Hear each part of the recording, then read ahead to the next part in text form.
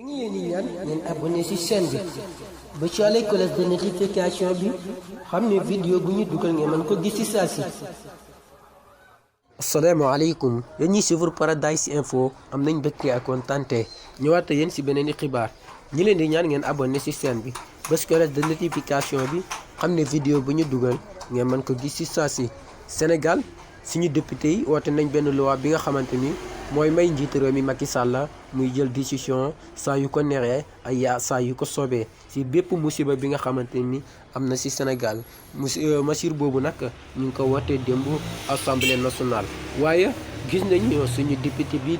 di Mame Diarra Fam dal di yëkkati ay kàddu dal ci kawam bu baax a baax di naqarlu yoonu réewam ak couvre-feu bi wala état d'urgence bi ban njëriñ la am ci mesures yi ñu jël. ba mesure couvre-feu wala état d'urgence bi ba njëriñ la am ci xeex coronavirus bi di leen dambal di leen laaj sax ndax coronavirus bi day génn à partir de 21h ba 6h du matin wala déet li lañ leen indi leen ci xibaar yi ñi leen di ñaan ngeen abonné ci chaîne bi parce que cloche de notification bi xam ne vidéo bu ñu dugal da ngeen ko mën a gis ci saa si jërë ngeen jëf ci beneen xibaar incha allah fii ci Paradise Info.